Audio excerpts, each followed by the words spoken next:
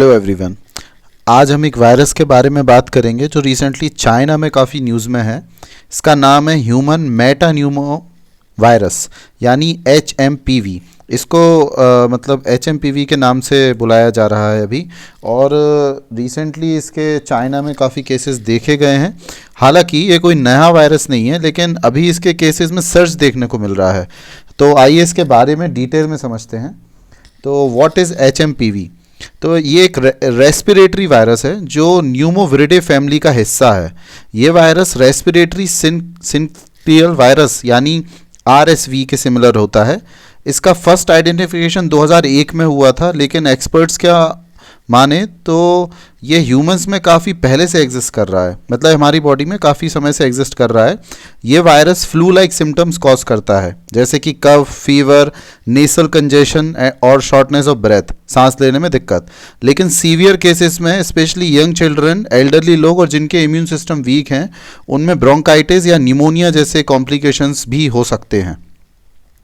अब बात करते हैं कि रीसेंट सर्ज जो हुआ है चाइना में, तो उसके पीछे क्या कारण है।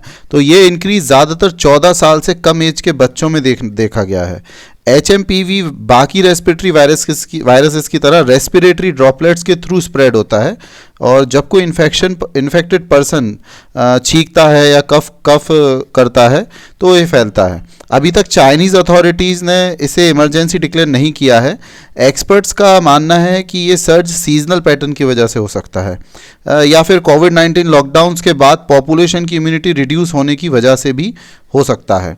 ग्लोबल इम्पैक्ट क्या है, अब इसकी बात करें तो ये सर्ज इंडिया और मलेशिया जैसे कंट्रीज़ के लिए भी कंसर्न है। इंडिया में आज कुछ केसेस रिपोर्ट किए गए हैं, जैसे हम बात कर रहे हैं, तो 6 जनवरी 2025 को कुछ केसेस इसके रिपोर्ट किए गए हैं। और अभी हम लोग काफ़ी गवर्नमेंट और हेल्थ मिनिस्टर ने कुछ देर पहले एक एडवाइजरी भी जारी की है, लेकिन अभी तक इस बात का कोई इंडिकेशन नहीं है कि ये कोविड-19 जैसी ग्लोबल हेल्थ इमरजेंसी बनेगा। ओके, तो आपको व्हाट्सएप पे अलग अलग तरीके के सोशल मीडिया पे मैसेजेस आ सकते हैं, है ना, तो उन पर भरोसा ना करें। सोशल मीडिया पर ओवर क्राउडेड हॉस्पिटल्स की रिपोर्ट्स आ रही हैं, लेकिन इनमें से काफ़ी क्लेम्स अनवेरीफाइड हैं।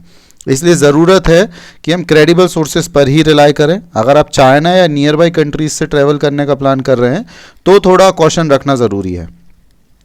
अब बात करते हैं कि प्रिवेंटिव मेजर्स क्या हैं।